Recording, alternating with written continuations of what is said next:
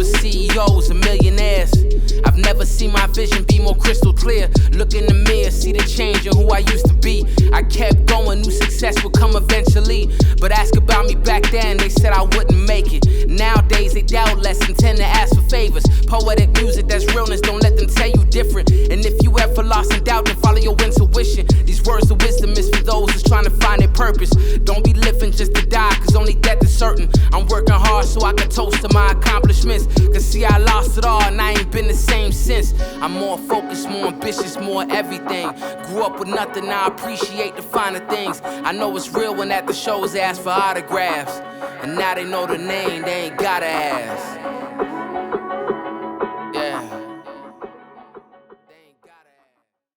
Well, first off, I appreciate your time. I know, it's been kind of hectic for people to meet up and do everything. And most people down here obviously have families and like other responsibilities. So, with that, we're recording. Yes, we are. We had made a mistake earlier. I started a podcast and only had like the first 5 minutes, but it was fine. So I wanted to speak with you first off because we've talked a lot about the politics of the region. We talked about a lot of different things on the future of this place in Ramat Negev specifically, but then we didn't really talk about the connection that not only Jewish people have, but people from the Book of Abraham specifically have to this particular land and the desert specifically. And so you, first of all, maybe introduce yourself, kind of like where you're from originally, and then kind of go from there. And one thing too, when you're talking, just be like this far away from the microphone. They're really good mics. This far? No, you can go real close. Nah. This far? You can just scoot it up. Okay. Yeah. All right. So I think you should be good. I'll make sure when you start talking. But so am I looking at you, the camera? You're looking at me. All right, great. The cameras they're doing their thing.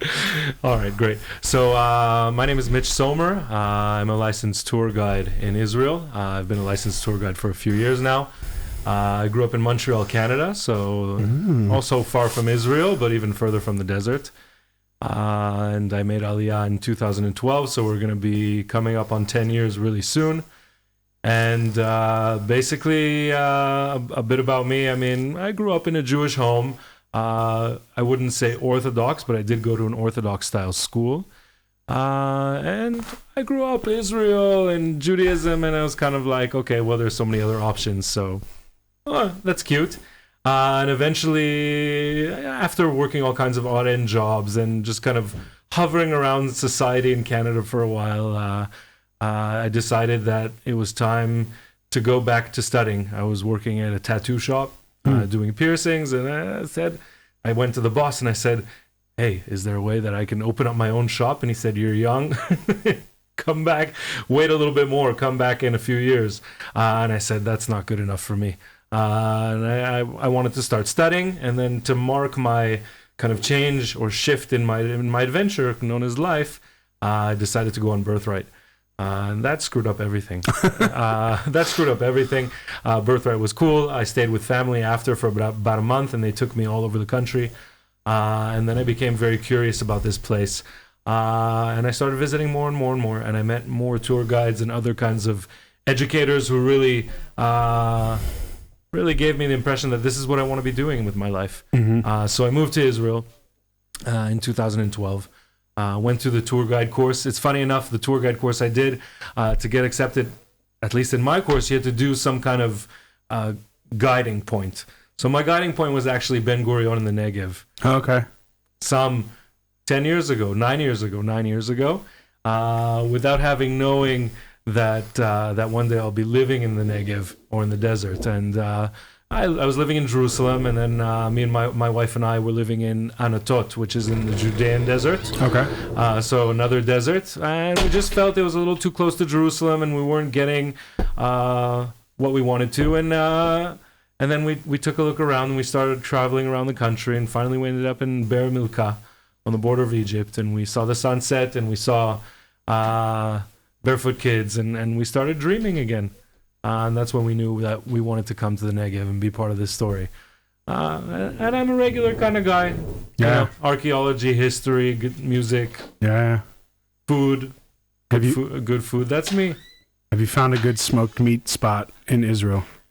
Smoked meat spot in Israel. Wow. Not like Schwartz's. No. Not like Schwartz's and not like Smoked Meat Pete, if you're familiar with Smoked Meat Pete. So like I know about smoked meat. Like there's a couple places in New York, obviously, but like in Vancouver, Canada, they have some spots as well. That's the only place in Canada I've been where I've had it, and I can say it's like, okay, this is definitely different than obviously the New York style delis. But Right. it's really synonymous with obviously Montreal and then, you know, some places in Toronto Yeah. as well. So definitely more of an East Coast thing. I haven't really found any, but I found other things that I'd like to eat. Yeah, for So sure. we're not starving and we're not suffering. Yeah, so when you wanted to be a tour guide, did you generally want to specialize in anything, or you just at that point you just knew that you wanted to enhance your knowledge on the region and the history from a biblical sense, but then also in a modern time sense on like what the country's about? What's it like to go through that process of that apprenticeship program to be a tour guide, and then also like because you have to study quite a bit to Yeah. get the license, Yeah. and then the process of working for a touring agency or working independently? Can you maybe give the differences? Sure. So for me, becoming a tour guide was definitely, I knew going into it that that's what I wanted to do as an expression of, I guess we can say, my Zionism. I felt that a lot of the ways that I had been involved in Hasbara and other things were, at that point in my life, were exhausted. Mm-hmm. I had done a little bit of things in the university and otherwise, and I was kind of looking for my, I'm making Aliyah, great. Okay, what's next? What's your activism? What are you doing? And I felt that was, aside from it being a great career choice, at least for me, not being in an office, being outdoors with people, getting to know people from everywhere around the world, it became kind of my expression of Zionism. So it was just sucking in. I mean, aside from when I was during the course, there's always, when you study in university or whatever, there's always a course that you're like, I have to do this. So there's a few topics where it's like flowers and stuff. And, okay, I'll learn the flowers, great. But it was more of digging into the history, the archaeology, and really the whole profession became something completely different and totally inspired me in ways that I never thought it would. In terms of getting to know my Jewish identity, in terms of getting to know this land, people always tell me, "Wow, you're here 4 years, and you know this land better than I do." And now I'm here 10 years, and they're, well, I lived here all my life, and I don't know this, and I don't. So that's also a nice thing to kind of know where you are at all times, and really just to enhance that knowledge and be able to share it with people. I think. It's the most important thing to do with knowledge is to share it and not just hold it for yourself. So it's nice that it's also gaining it and being able to give it back to people. In terms of work itself, working as a tour guide, I found from the get-go that I didn't really like working for agencies. I did it like a couple of times. I didn't do it at all very much. And I realized that that's not where I want to go with this. I want to be able to be the one who's creating the experience, working with the people, who are my guests or my explorers, whatever I like to call them, and working with them to find their Israel, rather than having a kind of cookie cutter kind of tour that here's the agency, this is what we give, and that's what we offer, and enjoy. And you can make fun out of it, but at the same time, it's here's a guide who's getting the minimum pay, and he's doing a cookie cutter tour. So I learned very, very, very, very quickly that that's not where I want to be. I started promoting myself on Facebook and on Instagram. And somehow it just took off, and word of mouth went crazy. And like up until COVID, I was working pretty much word of mouth, private tours that are coming to me, and we build an amazing experience and an amazing tour that's theirs within the framework of what they're looking for and what they're looking to experience. And if I specialize in anything, I make it a point that every day that there's a good culinary experience. So let's eat something yummy. Let's enjoy. There's a lot of good food here. On my Facebook, I write spiritual experiences, and what does that mean? And I think that idea of why I wrote that actually comes from the desert. I think the desert was the desert was a place that really inspired me to be able to kind of take a step back, listen to yourself, have some time that's not in a big city, not in a rush to get into a site before it closes, all kinds of things like that. And the desert was really a place that kind of inspired the idea to actually write on my page to people that are coming to get to me that I specialize in spiritual experiences. So not religious per se, but more of a kind of, let's take some time during the day to stop 10 minutes here, half an hour here, maybe to have some kind of introspection to kind of dig into what you're learning, because Israel is a tiny country, but there's, thousands of years and so many layers of different types of people. I don't need to tell you. Right. So as a way to kind of digest it, to kind of take it and put it into your own life. So I think that was important for me to kind of tell the people who are going to tour with me that there'll be time for that as well. That we don't have to be on the go all the time. Right. So that's another thing. And I like hiking, not hardcore. I like a good coffee in the morning and a good meal. So, there's no problem doing a 3-day, 4-day kind of thing in the desert. But at the same time, let's have a good night's sleep and let's start up on the next day. So a lot of nature, a little bit of spirituality, a lot of good food. And that's really kind of where I go with people. And I like to, personally, when I tour around Israel, my wife says, oh, it's this holiday or whatever. She says, let's go hiking or let's go up north. And I'm like, it's the holiday. We're not going anywhere. Let's wait till the week after. That's our holiday. Mm-hmm. So I like to try to find the places that are a little bit less busy. Right. Just to kind of have that peace of mind and discover things that, especially if it's your second, third, fourth, fifth time in Israel, to get something new, get something different, come to the desert. Mm-hmm. I mean, ever since I've been living in the desert, that's what I've been really pushing. When I've been able to. There hasn't been too much touring with COVID. So that's the idea. Yeah, talking about COVID, obviously you seem to be on a roll, and before COVID happened with building your own brand and kind of running everything out there. Can you maybe elaborate a little bit on the challenges of having a pandemic and how you pivoted maybe to some of the internal traveling, not so much the international people coming here, and what kind of things that the Israelis like to do that maybe outsiders that don't even live here want to do in that sense? Was there a difference or a variance? And so I'll start off by saying that I didn't really dig into it too much. Mm-hmm. My wife throughout this whole process has either been working or pregnant. So I've been pretty much, in the first lockdown, I was with my daughter.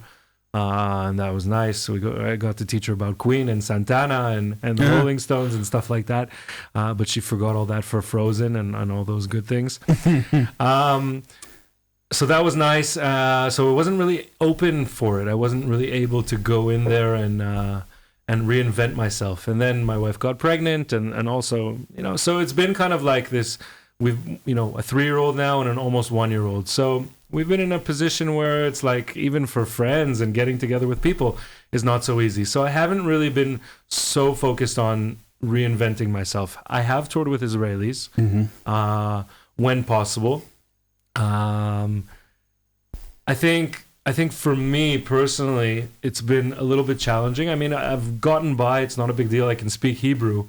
But when I'm guiding and delivering a point or delivering a joke or delivering a message, it comes out best in English. Right. So it's been pretty difficult. It hasn't been so there hasn't been so much of a flow. It hasn't been as flowing as I'd like it to be. I've come out of a lot of tours, little day tours here and there, where I've said, okay, well, thank God it's done. Not because it's also, I felt that with the Israeli clientele, it wasn't as much as let's discover. It's more of let's do something because we want to do something and we're going to pay for an experience, rather than a client who's coming from overseas with a goal to really discover something and really maybe commemorate an event such as a bar mitzvah, amongst other things. So I haven't really found myself, and then I found it more of being a waiter or someone who's taking an order for a coffee, rather than someone who's doing a tour.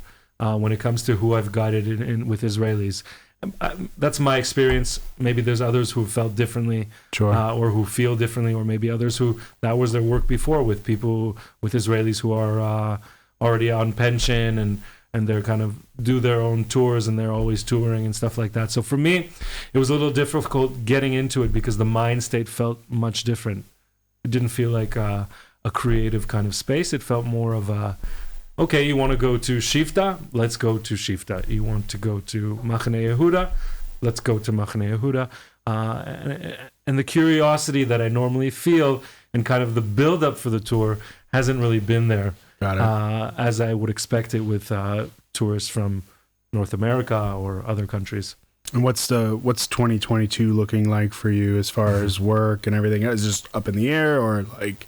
So up in the air because we have no idea. Yeah. But generally speaking, if everything goes well, then my March is set. April is quiet, and then May through September, hopefully, if everything is calm with COVID, then I should have a full schedule. Gotcha. Which is nice. Yeah, for sure. And I can say that another thing that we've been doing while COVID's been going on is kind of thinking about the future and where we're living now. So when we moved to the Negev, we moved to Be'er Milka, and almost everyone that we met there, one of the first things that they say to us is, and while we're getting to know them, is whatever you don't do here is not going to exist here. If you don't do it, it's not going to happen. Right.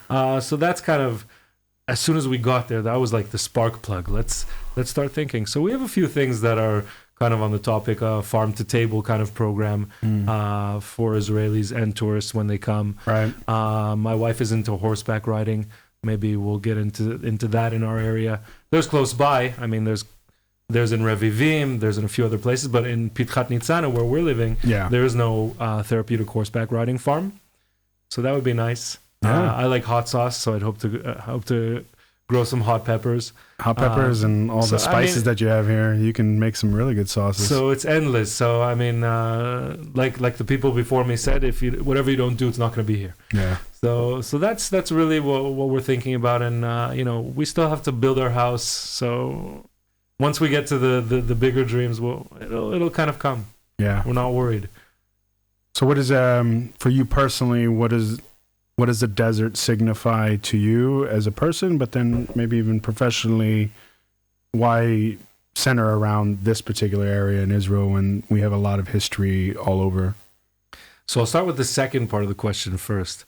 When we came to the desert, I don't think we didn't even think about like, oh, what are you going to do for work? No, we were really thinking about our family. Mm-hmm. We're thinking about our kids, what kind of environment they'll have. So then that'll bring me, I guess, into the first question. One of the big things that I feel inside me, and I tell this to a lot of my tourists, I say, if I'm on birthright, which is something that I love giving back to, I'm always doing birthright trips, and I'll try to do them as long as I can. One of the things that I tell them is like, okay, we're going to Jerusalem and we're going to all these places, but wait until we're in the desert. Pay attention to how I sound, how I feel, how I act when I'm in the desert. Mm-hmm. And I guarantee you'll see a change. You'll see something a little bit different. You'll get something a little bit different. And I tell a lot of my tourists on the way to the desert, I think it's very important for me to tell them without putting too much pressure on them, because I don't want to dictate how they're supposed to feel. But one of the things that I say is, in the desert, you can feel like a kid again. And there's a really beautiful poem by an Israeli writer, amongst other things, Amos Kenan, and it's called "The Desert is Breshit." Mm-hmm. Is Genesis. Yeah. It's the beginning. So it's really it. And that goes back to that sentence that I said that people were saying, whatever you don't do here, it won't be here. So the desert is really the beginning for everything, kind of. I mean, at least for me, when I started visiting Israel, first on Birthright and then other trips, I got really excited going to the desert, maybe because it was the furthest thing away from I am and where I grew up. So opposites attract usually. But the desert is a place really where you can kind of be free. You don't necessarily have to think about how you're going to dress every day. You don't necessarily need to wear shoes all the time. And you can interact with nature and the people around you in such a way that it's so just basic. It's just basic. The desert is a place that shouldn't have expectations. And I think that every experience that I've had in the desert was because I didn't really expect anything. I mean, I'm going to the desert. I mean, what are you going to do here? You can't really order food. You don't have Wolfe. You don't have Uber Eats. You don't have all these things. You don't have shopping malls. I mean, you do some places in the desert, but not all. So really, it's a place of no expectations, I think. And I think it's a place that reminds me to stay young, to stay positive, stay young, stay open-minded. And it's also a place that kind of makes you a bit sharper. That's also another big feeling that I have. I mean, especially at night, when you go out in the desert at night, you'll get outside and it'll be dark. I mean, at least where I live, it's dark. And then wait 2, 3, 4, 10 minutes. All of a sudden, your eyes kind of get a little bit more sensitive to what's around you. Your ears get a little bit more sensitive to what's going on. And I definitely feel that when I come out of the desert, that the senses are a little bit more alive in a place that doesn't seem so alive to a lot of people. I think we get very primal, like we get back to our roots as far as like a kid. Yeah, like as a human, right? Yeah. And I was in the Army in the States, and we have a thing called SILS, like after you I've heard that before. Yeah, so like you stop, look, listen, and smell, right? But it's more geared towards security. When you jump off a helicopter or something else, all that ambient noise is like gone when you're now. giving CPR. Stop, you go. Anyways. Yeah, something like that. Anyways. Yeah, but in a different context. But yeah, it's it reminds you to listen, to adjust, to feel what's around you before you move on. And I always I take a great pleasure, and I'll tell you, I kind of lost the love of being outdoors for a little while. I think just because I was so busy with life. And then I went back to I went to South Africa with my university for like a 10-day kind of trip, and then I stayed like another 2 weeks, and I went to like Kruger Park and hung out and did a great safari where you go out twice a day, and it just like it got me back in that appreciation, but just the like you said, like going back at that kid level on nature, and like, whoa, there's a lion and there's this and there's that, and that seeing, and I'm sure you see it with your kids as well, right? Like you're getting to relive those first time moments that you had growing up in that sense, and seeing their pleasure in the exploration is getting you hyped up in the same way, but because you're sharing that moment with each other. Totally.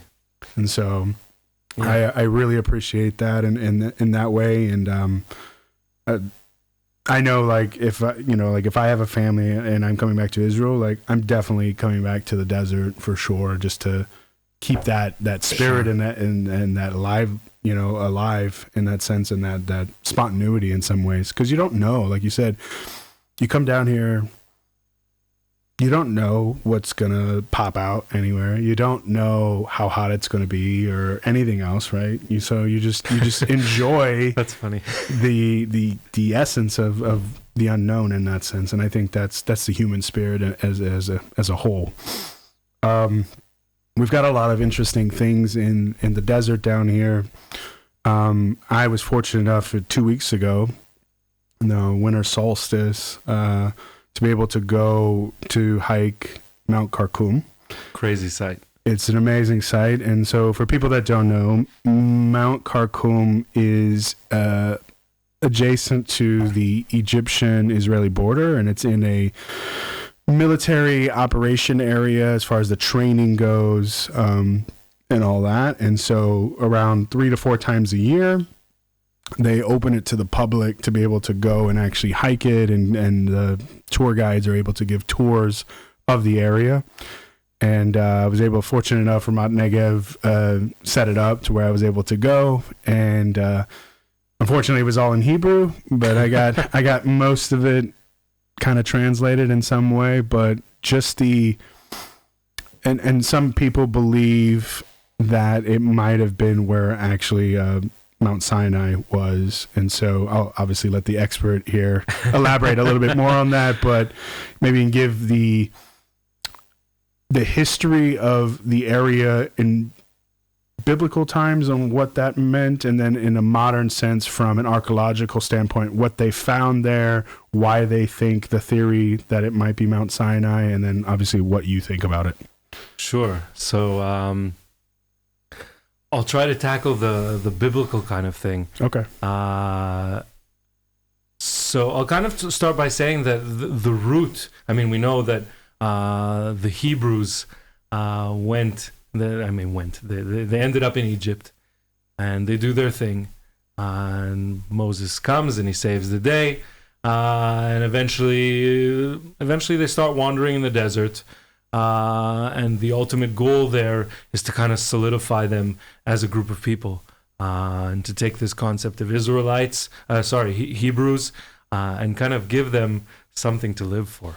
I guess we can say. So they start roaming around, and they start roaming the desert, and we have a whole map. We have a whole map of name places that the Torah gives us, but we don't have 100% identifications for those things. Mm-hmm. So that's a little bit problematic. The actual route and what it looks like, there's 4 or 5 good theories, and I'll try my best to send maybe an email with those maps for you, Mm-hmm. so that you can kind of maybe throw them onto the video. Yeah, for sure. So it's a little bit difficult to say, well, yes, this is the context of this area biblically. But we do know that people are active not so far away. Okay, first of all, we're, I guess, roughly some 100 kilometers from Eilat. We have a biblical tell, or an archaeological site called Etzion Gaver in Aqaba. Okay, we have Timna Park, where we have ancient biblical mines and ruins of people being active in that area in biblical times. We have the area of Kadesh Barnea, which is something like, I guess, maybe around 50 kilometers away from here, aerial, not by car, that is, and that would be in the Sinai today. And we know for sure, at least the archaeologists have said that this is probably a good spot for the oasis that would have been Kadesh Barnea. Again, not 100%. There's archaeologists that say, maybe not. There's no evidence of a huge amount of people kind of sitting there and waiting and other things. But there is a spring, and there is some kind of settlement that is attributed to the roughly the time of the setting out, or the people traveling in the desert. And from Kadesh Barnea, we have the really infamous and one of my favorite stories of the first tour guides in Israel, who are the 12 spies who Moses sends into the land through the desert to kind of check out this place and see what it's worth. And then we have 10 that come back and say, nah, don't travel there. Terrible place. Yeah. And you have a couple who come back with a nice bunch of fruit and a really good stories to say, to sell to the people. And then from there we have the punishment of the wandering 40 years in the desert. So I'll stop there, and I'll stop the biblical part there, because too many unknowns. I don't want to jump into something that I don't know. Right. As far as when we look at Mount Karkum, I hadn't been there in a while, and I was actually there not too long ago with a couple of French journalists who were doing an adventure and a report or a documentary on basically following after the Ark of the Covenant, the 2 tablets, and where they're going, and what's their story. So we ended up in Mount Karkum, and I fell in love all over again with this site, because it's first of all, if you're really serious and you have a bad imagination, it'll be hard to get into it. Right. But I think that if you go there and you take your Torah, and you're patient, and you let your mind kind of be open to what's there, you get a lot of amazing details that are very, very similar somehow to what we're being told as the story goes, as receiving the Torah in the desert. So, I mean, one of the things that we're told in the Torah is that Moses is told to set up 12 pillars and an altar, 12 pillars being for the 12 tribes of Israel at the foothills of the hill. And once you get to the parking lot at Mount Karkum, you can go and you have a 5-minute walk, and there you have 12 pillars, 6 in 2 rows. So 6 times 2, 12 pillars. You saw it, right? Yeah. And all of a sudden, if you put it together with the Torah, I mean, if you just look at it and hear someone say, but if you read the Torah verse, I forgot my Torah in the car. Anyways, so you get that verse and you see it and you're like, okay, interesting. And then you can start your climb. You start your climb up the mountain, and then you said you were there on the winter solstice, on the shortest day of the year. Mm-hmm. So you have an incredible phenomenon. Maybe you were just there. Maybe it's a little bit fresh with you. You can talk about it. But I mean, whether this is the burning bush or not, and maybe only a few were privy to the secret of what's actually going on. Right. Okay. Maybe Moses knew before that that's what happens, because we are told in the Torah that Moses had been there before. Okay. He had been there. He goes to the Mount of Gods, Har Elohim. Okay. And maybe he knows that there's something going on there already. But anyways, I don't want to ruin the story with those kind of things. Yeah. So you have this beautiful thing where the sunlight will hit the rocks in a certain way that will give you a beautiful.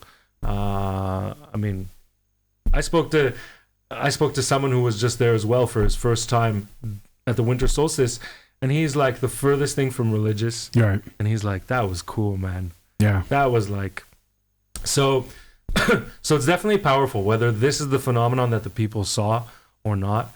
Or there was really a burning bush, that's fine. But this gives us another little secret, another little part of the story. And then once you continue that climb a little bit, once you pass the spot where you can look over into the, kind of like that little valley. The waterfall, right, where the valley is, where that phenomenon occurs. You walk a little bit more, and then you're going to turn up left a little bit, and you get to a nice stone with all these beautiful petroglyphs. Yes. And we see them all over the site. There's thousands and thousands and thousands of them. A lot of them are animals. A lot of them are all kinds of different motifs. So we get to one in particular there where we see what looks kind of like two tablets. Mm-hmm. Okay. For my liking, it looks like altars that they find all over the land of Israel. Right. And it looks very, very similar to the shape of the altar that we find, for example, in Tel Dan or in Tel Beersheba and other places. But anyways, in any event, these kind of two tablet-looking kind of things is divided into 10 little blocks. Mm-hmm. So again, we know that the 10 Commandments, we know that the story, if this is Mount Sinai, that this is happening here. And all of a sudden to see something that looks like two tablets with 10 little blocks in it, again, if your imagination is good and you're not coming in there trying to debunk this thing, that's cool. Yeah. Okay. And there's a lot of motifs of basically some kind of like people who are kind of like in this kind of motion, kind of praying or something. Right. And when on the petroglyphs, what they're showing that they're praying to is usually kind of like little dots or some kind of nothingness or somethingness. But definitely not like a ram horn, or not an animal, or not some kind of figure of a human. It's more of like a nothingness, which can lead to believe, again, use your mind and use your imagination.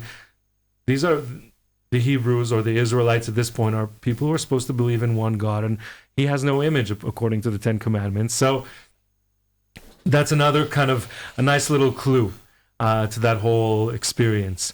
Again, and then you have, as you go along, you have all kinds of different sacrificial or altars or religious sites dating back to the Paleolithic era, which is quite some time. And I want to kind of break for 1 second and kind of, we know in the Torah that Moses has been to this place, and it says Har HaElohim, so the Mount of the Gods. Okay.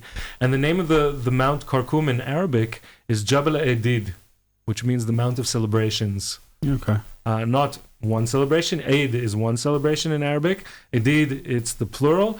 So why so many celebrations? What's going on? So regardless of story of the giving of the two tablets and the 10 Commandments, this seems to be a place that's already etched in the minds of people, somewhere where they can come to give thanks or celebrate.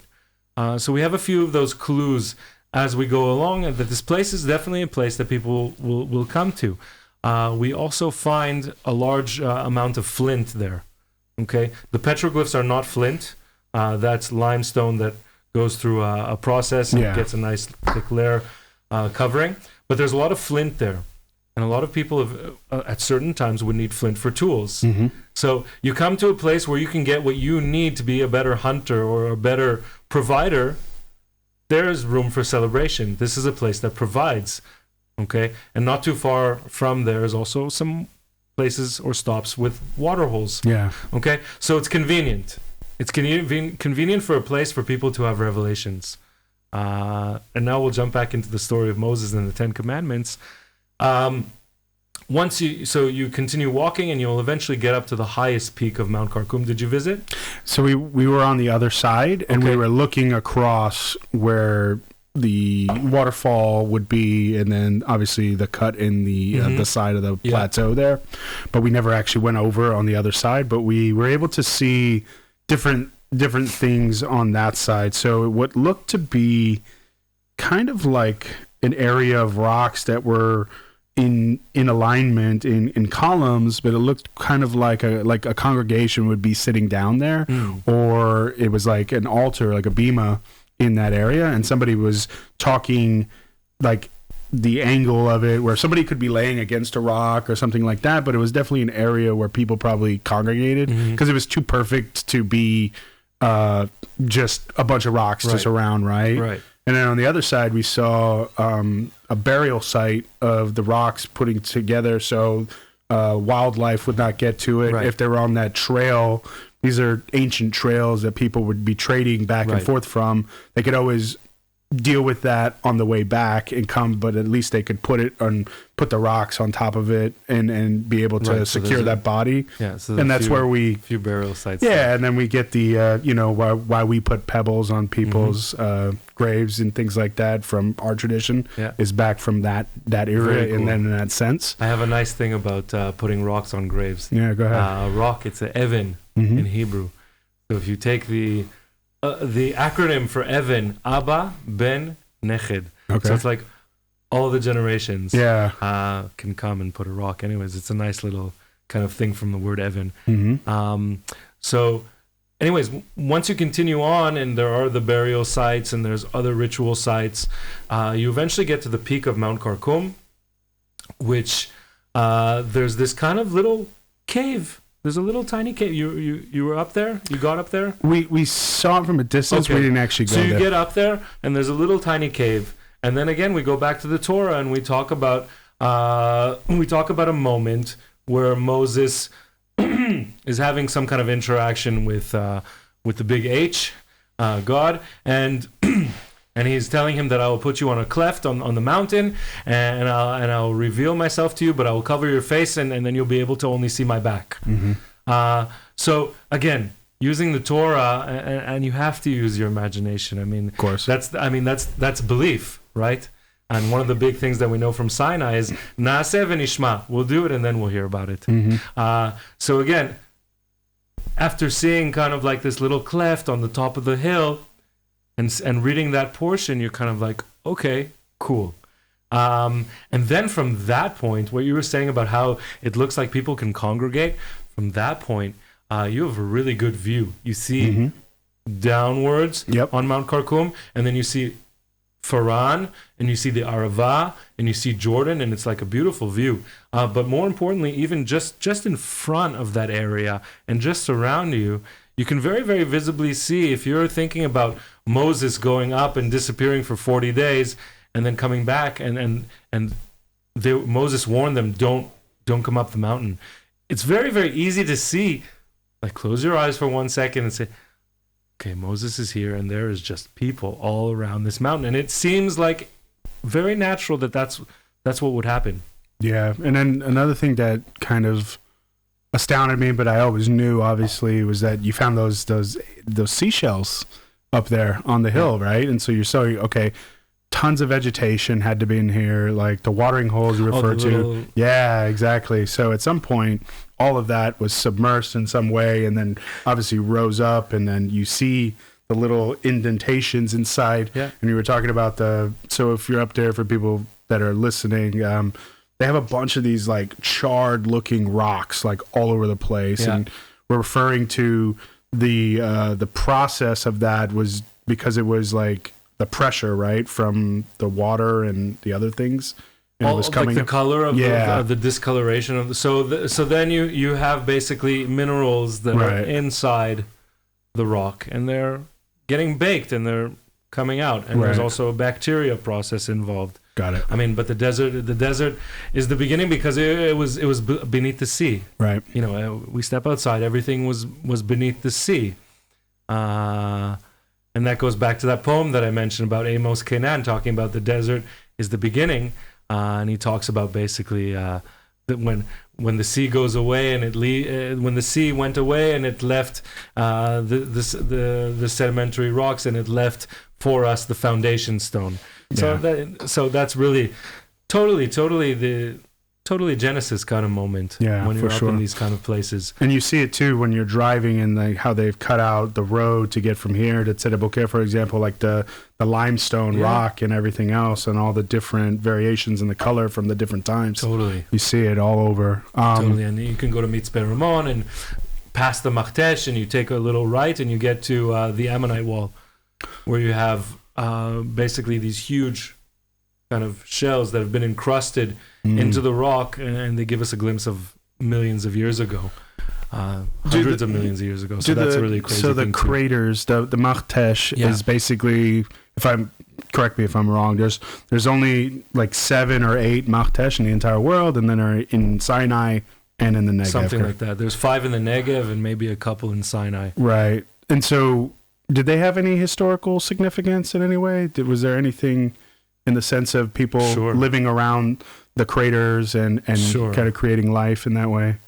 Sure. So, I mean, we have definitely evidence. I mean, we have in Machtesh Ramon, we have Khan Saharonim, which was a stop, kind of like a gas station, an inn, for people who are traveling on the incense route. Okay, so that's definitely, we have people moving at least 2,000 years ago. People are moving here quite freely. Machtesh Ramon itself gets its name from the Romans. The Arabic preserved the name that the Romans were there and active. Machtesh HaGadol, Chatira, next to Yerucham. Yeah. Again, we have historical evidence of people moving through there. Have you been to En Yor Keam? No. So that's a place that fills up with water after flash floods. You should, if you have time. I don't know when you're leaving Israel, but you got to walk like 10-15 minutes from the parking lot, and it should be filled up with water, at least now after the rain. For sure. So anyways, right next to there are steps that are made for camels to walk on, and that's not from yesterday. Yeah. That's not from yesterday.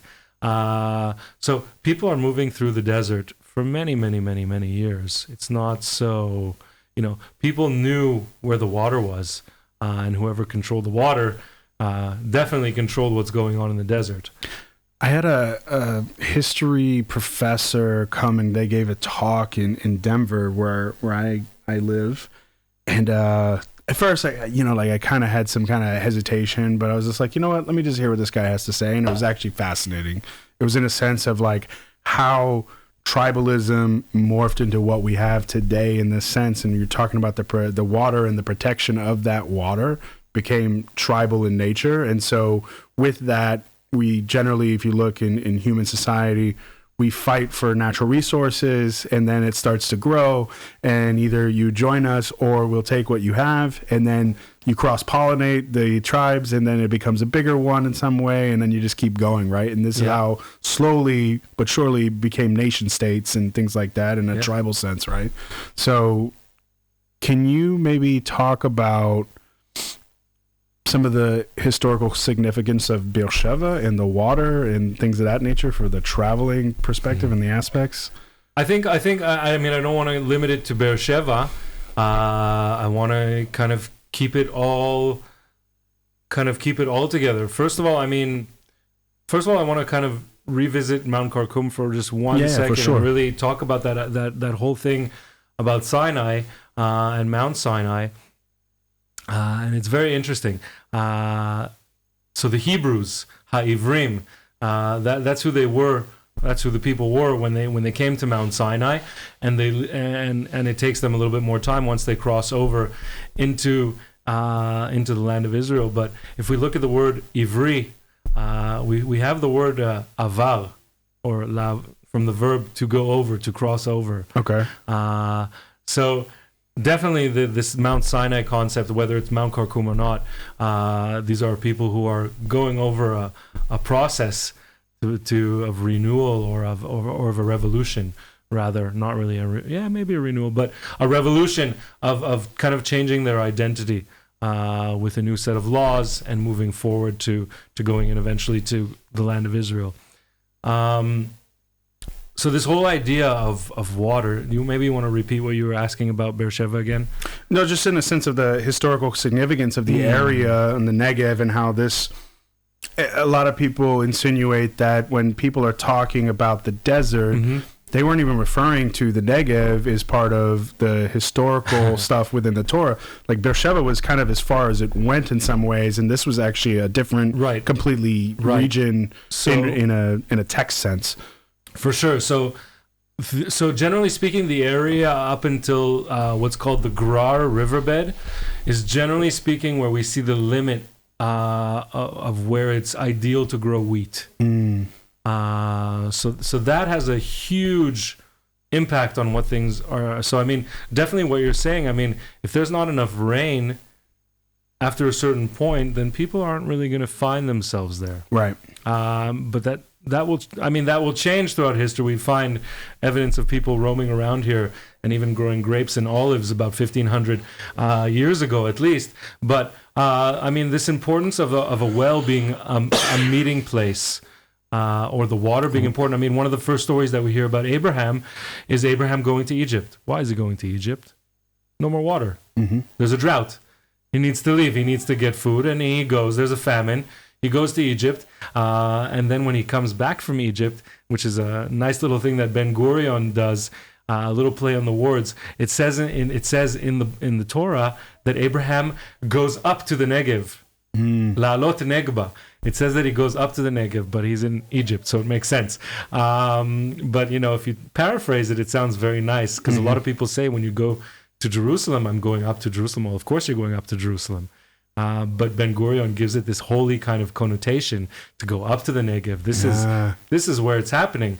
So Beersheba and Grar, this whole area becomes very active. We have the stories of the oaths at the well. And these are very important things. It just shows us that the well is a place where people can meet. It's a place where life will happen. Okay, a colleague of mine, we were talking about water holes in the desert and how he describes water holes. He says they're like a sonal station. A sonal is one of the Israeli gas stations. Yeah, and he says the water hole is like a sonal. You need to go to the bathroom. You need to feed your family. You need to feed your camels, and maybe you want to buy something on the way. And this is where deals can be made. Yeah, this is where deals can be made and not. So, I mean, throughout the desert, wherever we're going to go, it's very, I mean, I'll tell you from where I live, Be'er Milka, we have not so ancient, but we have a well, okay, that was given the Arabic name Bir Malaga. So the Hebraization of the word is Be'er Milka. We have a well. If you go not too far to Ezuz, you get to Be'erotaim, and there's two wells. Yeah. Okay, Yerucham. Okay, there's another well, which a lot of people sometimes, maybe according to tradition, might prescribe it to the story of Hagar and Ishmael. Okay. When she was crying after she was sent away, they were crying for help and to feed her child, and eventually they'll have water and a way to feed themselves. So this is in Yerucham, another well. Beersheba, we have the well at the visitor center, which is a beautiful, beautiful place. So according to archaeology, it's roughly, I guess, 1,000 years old, the well. But I mean, we see only what we can see here. Right. Maybe it had to be rebuilt and redone a few times. Maybe it is the actual well. Who cares? There's an ancient well there. What's nice is that there's also an eshel tree, a tamarisk tree, near the well, which we're told in the Bible that Abraham will plant. So all kinds of nice little effects to the story. And were they spaced out according to like a day's worth of travel, like generally, or how do you think it was set up? I don't know if it was too much of that. I can tell you that if we're examining the story of the Nabateans in the desert, so their stops were made according to how much a camel can kind of travel during a day, kind of thing. And if we look at the story of Mount Karkum, and specifically Emmanuel Anati's version, and for those who don't know Emmanuel Anati, he was one of the main researchers of this site, and he was backed heavily by all kinds of different people. We met him. Yeah, he's amazing. He's amazing, and he's a well of information. Well, I just saw like the crowd, like they were kind of very Israeli, talking or whatever. When this dude was talking, everybody shut up, which is impressive with Israelis. Because as a tour guide with Israelis, oh my goodness, I don't need to tell, anyways. But that's fine. You get used to it. But he will he puts forth a theory that there are 11 wells kind of on the way from Kadesh Barnea, the biblical Kadesh Barnea, to Mount Karkum, which would make the walk feasible for anywhere from, I guess, if my memory is not deceiving me, anywhere from 7 to 15 kilometers of walking per day. Okay. And then they'll be able to get to a water hole. Got it. All the way into Mount Karkum. Okay. To make that feasible. So, I mean, it depends. It depends, what attraction is on the way. If there's a good enough attraction, there'll be wells along the way. Right. Okay, so spice route, incense route, possibly Mount Sinai. If there's an attraction, there will definitely be enough wells. And then when we look at Bedouin life and water, today it's not the same story. We have borders and all those things that were given to us by French and British a while ago. But them too, there was a movement that had to do with where the water is and what the season is like and what the weather is. So definitely, if there is a certain kind of planning going on, not that I know of, not in any research that I've done, but there's definitely people are conscious of where the water is. Got it. And Tel Beersheva, really good example. If we examine Tel Sheva, however you'd like to put it. Right. Did that turn off or? Yeah, I think everything's shutting down on me. Okay. Anyways, we'll continue. We got the audio. Okay, so all good. Worst case. So Tel Sheva, we have remnants, not necessarily inside. I mean, we have a really. Have you been there? No. Get there. It's cool. Yeah. It's a really cool place. There's a really cool water system there where they would take water from Nachal Chevron. The Chevron riverbed and the Beersheva riverbed would meet just after the Tel, and they have an amazing water system to trap the water system there. But when we look at the actual site, it's not really a big site. It was probably more of an administrative site rather than a full city. But people were outside next to the riverbeds. That's where the wells would be. Got it. And that's where they would do their deals. That's where they would bring their flocks. It's there. So it's not lacking. That's great. And people know where springs are, and the knowledge of these springs goes on and on. I mean, most of the places in Israel, including springs, have an Arabic name that will kind of not always, not exclusively, protect or keep a name that might have been biblical or even Hebrew before. Got it. Which is very interesting. Yeah. So people are following the water. Sure. Obviously we have an oral history and an oral tradition as well in Judaism. Have you been able to talk with some of the Bedouin down here and maybe get some insight on some of the oral history that they've passed on to each other in the same sense to maybe corroborate, some of the stuff that you know? I have a very easy answer. Somebody already did it. Oh. I haven't done too much of that personally. It does interest me a lot. I do want to know more about the Bedouins here. And then once you have an in and there's people who know a lot more than I do. Right. They've made it their life work. So there is an interesting, very interesting person. He lives in Israel. He lives in Jerusalem. His name is Clinton Bailey. Mm-hmm. You ever heard this name? No, never. So Clinton Bailey, he basically he does about 45 years research of Bedouins in the Negev and in Sinai. Okay. He was friends with Ben Gurion, and he was friends with many of the different Bedouin tribes and people in this land and in the Sinai Negev as well. And so first of all, he has a few books about Bedouin law. He has books about Bedouin law, which it's all oral. Mm-hmm. And a lot of them seem to kind of cross paths with very, very basic, how do they call it? Like Noah, there's a name for it. Noah has like the laws of Noah. We also have a tradition when if you're not following the Torah, if you follow the laws of Noah, kind of like how to be a good person kind of thing. Like so, Derek Harret's kind of thing. Concept. I guess there's a name for it. It's not coming to my. I'll look for it and got it, or I'll think about it while we go. So that's kind of the idea. The idea is kind of like a code of law that's kind of set up to survive, mm-hmm. rather than to survive in the desert specifically. So he writes down those things and he writes down those laws. He also has another book of Bedouin poetry, Bedouin sayings. And he basically goes and he cross-references them to make sure that they're not Arabic, that they're Bedouin, mm-hmm. Which is really interesting. And a book that came out, I think maybe 2 years ago, which I read and I devoured it and I read it 3 times. It's called Bedouin Culture in the Torah, in the Bible. Oh wow! And this book is fantastic. This book basically talks about life in the desert.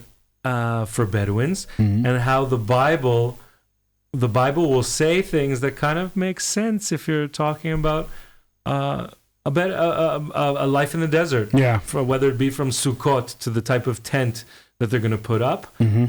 It will examine the Bedouin tent and it will examine what the Torah says about the tents that they will set up in the desert. They talk about mezuzah, and he has this whole again. You know, he has this theory, and I've showed it to some people, and they're like, well, no, he's really trying to put the stories together. But if you read it and you take a second to kind of think about it, he's really describing the mezuzah. How do you say to move in Hebrew? Lazuz? Lazuz. Mezuzah? Yeah. Oh, gotcha. Okay, so all of a sudden, this thing should stay on my door and not move around.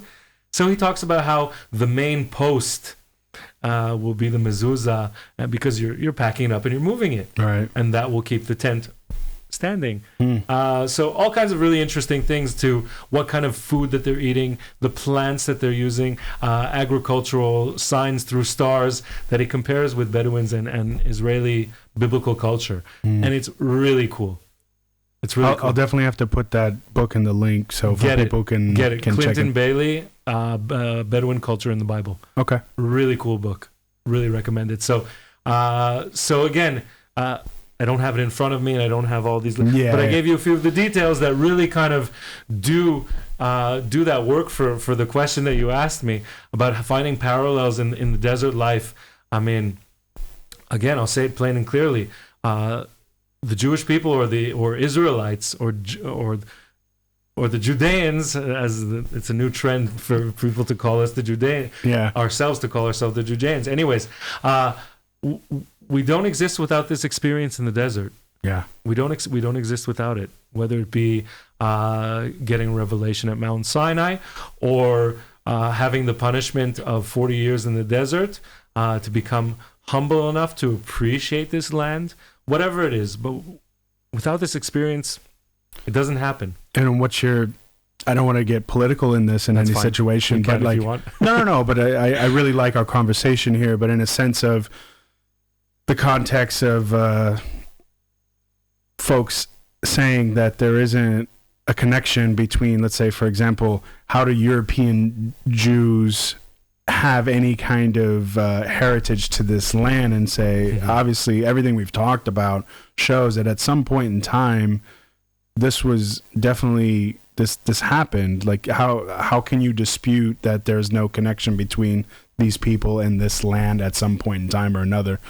The dispersion of the Jews around the world in that sense after the fall of the temple, and during Roman times, only accentuates that notion, I think, a little bit more in a sense of being part of the Roman Empire, having the ability to move, having the skill sets and the trades to be able to go to other places and assimilate in some sort of fashion based on language, based on some of the culture and dynamics and things like that, only give more concrete evidence of that solidification in this land, right? Mm-hmm. What's your take on people that try to dispute that in that sense? Like, do you just laugh at them? You're just like, how can you even... Like, what's your take on that, first of all, and then second? Nice. Okay. I actually read yesterday during my morning coffee. I read an interesting article about. I don't remember who wrote it. I didn't really get through it all, but the idea is that we are doing more damage to ourselves by calling ourselves indigenous to this land. Yeah. Than good, because generally speaking, an indigenous person will not come back to colonize it, and all kinds of details that they threw in there. One of the big things, and I mean this is, while I do my work, I stay as neutral as I can, right, in terms of politics. Sure. And I've gotten pretty good at it. But I mean, I'll say it like this: if we imagine, or we look at the story of the Jewish people, coming from a group of people who are not from here. They're coming from somewhere over in the Fertile Crescent above Mesopotamia and making a travel to here, coming from Abraham, moving to Egypt, and then coming back from Egypt. And then there's no way that we didn't mix with other people who were living in this right. land. I mean, Joshua and the others after him did conquer. That's, it's in the Torah. We see it. It's loud and clear. But, we mixed with other people. Sure. And there's Philistines, and there's Phoenicians, and there's Romans, and there's Greeks, and there's Persians, and there's so on and so on and so on. And then there's the expulsion to Babylon, and then there's coming back. Yeah. And then there's the Israelites who stayed, and there's the people of Judah who come back, and who are they, and who are the Israelites. And then there's the Romans, and then again, more dispersion. And kind of just trying to find our way in this world, and we end up in so many different places. I think, first of all, just as a side note, I think it's mind-boggling how all these details and all these traditions have been saved. I don't know, I kind of know what the recipe is, but I don't know how it's stuck so well. It blows my mind. And so that's one story, and the Jews are in Europe, and they're in North Africa, in Iraq, and Yemen, like my wife, and all kinds, and Ethiopia, and so on and so on and so on, and somehow, all at the end of the day, these people have a common Torah, and somehow this Torah was precious enough for all these people to keep it. Great. So we have this one group of people, and then. I'll dig into the politics. Why not? I'll say something that I it's a very, very similar comparison, but backwards. Okay. The Palestinians, there's a group of Palestinian or people, Arabic people who are here. They're called the Palestinians, whether they call themselves that or not. So let's rewind. There's Romans who renamed this place Palestina. Okay, and I'm not trying to debunk their story. Yeah. They have their own story, and I'll take it as it is. Because I can't get rid of them. Nor do I want to. They had a lot of good flavor to the food, at least. Absolutely. So, the Romans are here. They renamed this place Palestina. And then after the Romans, you have the Persians, and then you have the Byzantines, and then you have a Muslim dynasty or two or three, and then you have the Crusaders, and then you have another couple of Muslim dynasties. Okay? And then you have the Brits, and then you have Germans who are here, and you have all kinds of people who are coming here up until the Brits really take over in 1917, when things become a little bit more in control. But you have a mix-up of so many types of people. So who are the Palestinians? Okay, I don't think they're a bunch of Canaanites who are sitting here waiting to be called Palestinians one day. I think it's basically the same idea, just backwards. Right. So I've been rambling on. What was the original question? No, we were just saying, like, like, how can people dispute that we don't have a connection to this land? Essentially, how can people dispute it? Is it bigotry? Is it? You know what? I think so. First of all, I mean, if we look at history again, Jews have been persecuted over and over and over again for whatever reason, for being a minority, for not believing in JC, for not believing in Mohammed, whatever you want. Right. For not being Roman, for not being Hellenistic, so on and so on and so on, for not eating pork. Who knows? Is it bigotry? I think it's. I think there are people who are bigots and racist, and they're totally conscious of it, and they know exactly what they're doing. And I think that the Jewish story has been a victim. When the Jewish story becomes successful, it's very hard to sell it. Yeah. And when you have underdogs, when you have people who are being sold as the indigenous, because all of a sudden, if you look at the Arabs who are here, not all of them are dark skinned, and not all of them, you even have redheaded Arabics like you, and maybe light skin with blue eyes and all kinds of different things. That doesn't really look Semitic to me. Yeah. Okay, and again, not to discredit their story, but there's been a war on words and ownership of terms, and also we live in a world, especially today, where a lot of people are what we can call them surfers and not divers. Mm-hmm. You can read a nice. If you turn to Al Jazeera, you'll know that an Israeli soldier shot a Palestinian assailant or a Palestinian, and you won't know the full story, but that's what they're going to take from the story. Right. So I think there's just a lack of I think there's a desire for people to save the world without doing the work. Yeah. I think that's a big victim. I think that's a big problem. And I think that also, again... I guess you would call it like lazy activism? Yeah, lazy activism kind of. And really just, kind of like there is this kind of taste of racism or anti-Semitism that has been lingering on for so many years. And it's in some societies it's commonplace to speak about Jews in a certain way, and it's not even like, it just passes over their head, and that's all it takes. A lack of knowing the other person and getting to know it, a lack of coming to this land. For a long time, my challenge to when I would waste time on talkbacks and stuff like that on the internet or Instagram or Twitter or whatever, I'd say, I'm a tour guide in Israel.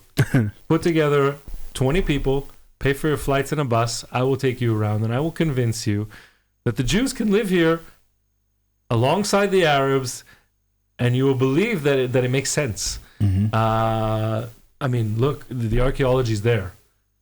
I mean, there's some sites that we would love to dig into. I would love to lift up the Temple Mountain, and dig around there, but that's not in my hands and not in any politician's hands. That's for sure.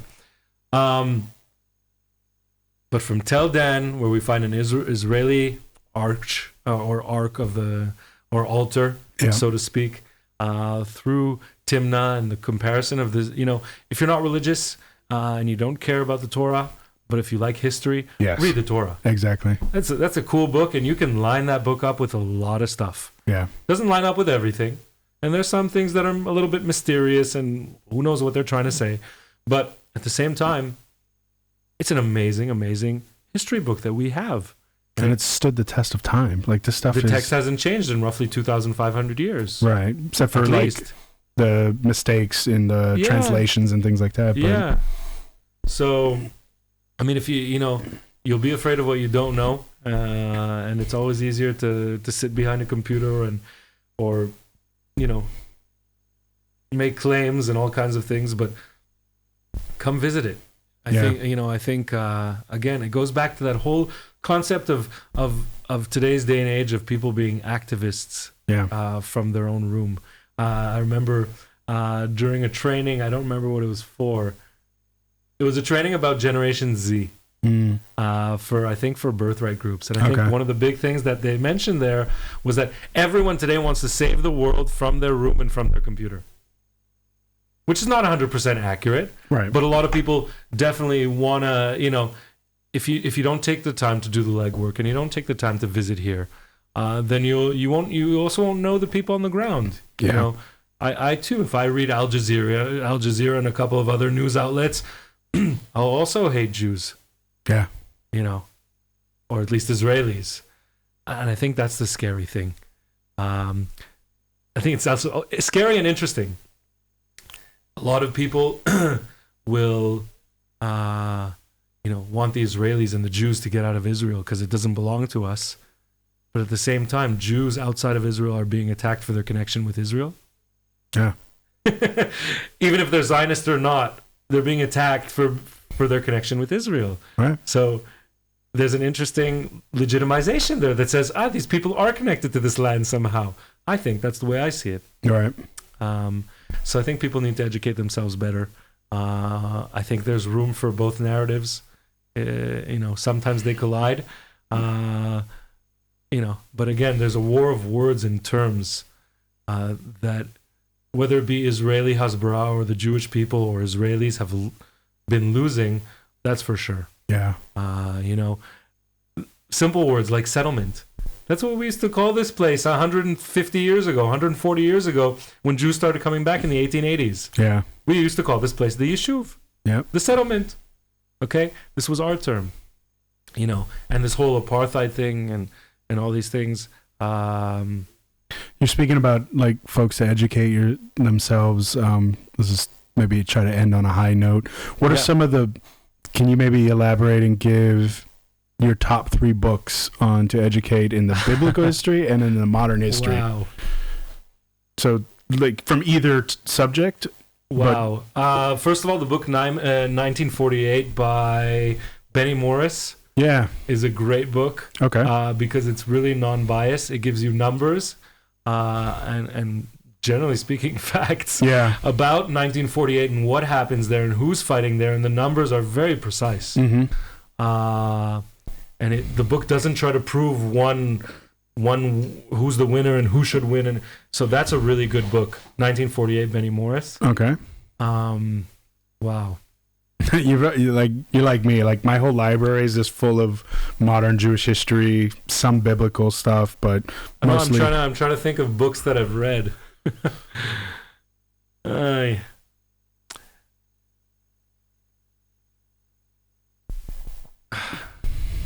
Ask the question again. Top 3 books to educate yourself on Israeli history or the history of this area. Wow. That's a tough one. 1948 is really good. Books that are from a little bit earlier in terms of history. There's so many. So I just read Ben Gurion's biography from Tom Segev. Cool. Really good book. Cool. 600 pages though. So that's fine. And I think it illustrates the because he obviously was here from like 1900 until 73 when he died. Spans such an amount of big history and like the decades and the changes that happen in each of those decades is really illustrated through a lot of his notes and a lot of the stuff that the author found. So I thought that was a good book to check out. There's a really good Hebrew book. It's basically the Atlas of Jewish history.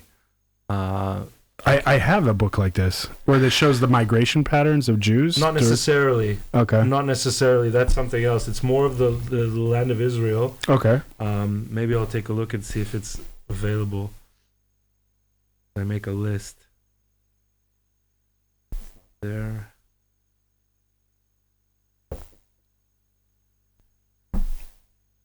But yeah, like Mitch was saying, the best thing is to educate yourself, to have multiple sources of information, to verify and to corroborate some of the history of the area. There's plenty of information out there from non-biased historical perspectives, and people there's a great many historians here in Israel and from outside of Israel that have documented a lot of things. So just educate yourself on what's out there, the history of the people, and like Mitch said, like when travel's available again, please come here and check it out. Sure. and really tap into like what you're into, because there's a little bit of something for everybody. For sure. I have a few other books on my mind. Yeah. Now that we kind of, one of them, we'll stick to the more modern, because the stuff that I have on the far history or the ancient history, Yeah. it's just kind of split up into all kinds of little books. And Yeah. the book The Prime Ministers by Yehuda Avner. Okay. He was someone who worked with Menachem Begin, Golda Meir, and Moshe Sharet. Mm-hmm. And he basically tells the story of his time with them in a very, as if you're watching a movie. Okay. Like, really cool book. And you get kind of a nice story from roughly the late 60s until the 80s kind of thing. Got it. Focusing mainly on Menachem Begin. It's a really cool book. Okay. There is a book that came out not so long ago, and I think it's a really important book for Jewish people who are dealing with hard questions about Israel. It's called I think it's called We Stand Divided by Daniel Gordis. Yeah, I've read it. Really good book. It's not necessarily the topic about Israeli history or anything like that, but I think it's really important for people to understand the rift and what's going on between the two communities of Jews, not necessarily in the U.S., but all over the world, who are dealing with hard questions, who are dealing with questions of identity, even more so lately in Israel. This is a book that I love. Yeah, no, the book is really good because it talks about the bifurcation of the Jewish demographics from Europe coming here. And to be honest, it sounds like kind of funny, but it's like an East-West battle between Eastern European Jews and Western Jews who, in a sense of, German Jews from France. They were very assimilated in their particular countries of birth and very nationalistic in that sense. And then very liberal, socially minded, conscious people who assimilated to the point where they were in public positions and very respected in their particular trades and their guilds and things like that. Yeah. When they moved to the United States, they brought those liberal values and ideals to the United States, whereas more, and Theodore Herzl tried to win them over as well, and it didn't go so well. What really stuck with a lot of folks was the Bund, which was like a kind of a youth movement in Eastern Europe, and Ben Gurion got caught wind of that from his father, and that really took note for him and kind of planted those seeds to dream about having your own country in that sense, where you didn't have to be ashamed of who you are anymore, and you had the pride on your history and your past that is 2,000 years old in a sense. So like Mitch said, just get out there, do your research, come here and see and live that history every day. Sure. But first of all, thanks so much for doing this. You're very welcome. I hope you got something out of it as well. I met you, and it's always fun to talk and listen to other people. I always tell my friends and stuff, I work and I go out with people, but my favorite thing is to be with colleagues and people who have a different or similar opinion, and just open the roof and take it in and let some out, and that's it. I actually thought of 2 more books if you want. Yeah, go ahead and give them out. I think it's kind of like the timeline of Israeli history by Adrian Wolfe. Okay. He's a tour guide. Very, very simple. Years, what's going on. Decent sized book. Mm-hmm. With maps, all kinds of stuff. Really good. Okay. At least especially for beginners who don't need too much information each step of the way. Shmuel Rosner. Okay. Israeli Judaism. Okay. Really cool book. If people specifically outside of Israel want to understand who are the Jews who are living in Israel, who are they, and what they do and what they practice and what they don't practice and what's important to them and stuff. Really cool book. They did incredible statistic work on basically Jews in Israel and what they do and where are they headed from here. So it's a really interesting thing. And just to kind of echo you, really, if you've been to Israel once or twice, put the desert on your map, especially after COVID.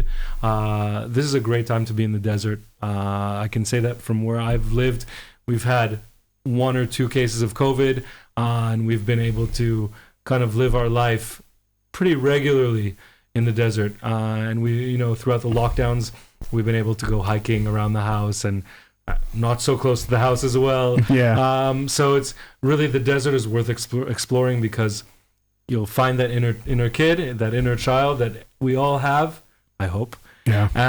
And also it's a side of Israel that I don't think enough people get to see. And I'm talking about going below Beersheba. Yeah. Get to Beersheba first, explore it a little bit, and then go below Beersheba. And don't be afraid to go straight when you get to Tzomet Tlalim Junction, which usually takes people to Mitzpeh Ramon. Go straight, and you'll see some stuff that you've probably never seen before. Yeah. And that's it. I thank you very much for the opportunity. Yeah, appreciate it. Take care. The show is produced by myself, Ben, out of Denver, Colorado. Be sure to subscribe to the show wherever you consume the content. Audio versions are available on Apple Podcasts, Spotify, Google, Amazon, and a ton of others. As far as the full shows go and clips of the show, YouTube is the best place to view it. Instagram would be another one to see the clips. Big shout out to Mike Xavier, a hip-hop artist based out of Vegas and LA, who allow us to use his music for the show. He also produces a show called Hip Hop and Poetry, owns Renowned Photos, and check his music out and anything else that he's got going on in Vegas or online and social media as well. One last thing, if you know someone interesting that you think would bring value to the audience in some way, by all means, email me or get in touch via social media, and I'd love to hear your thoughts on who would be one of those type of people. Thanks so much, and look forward to continuing to produce for you guys.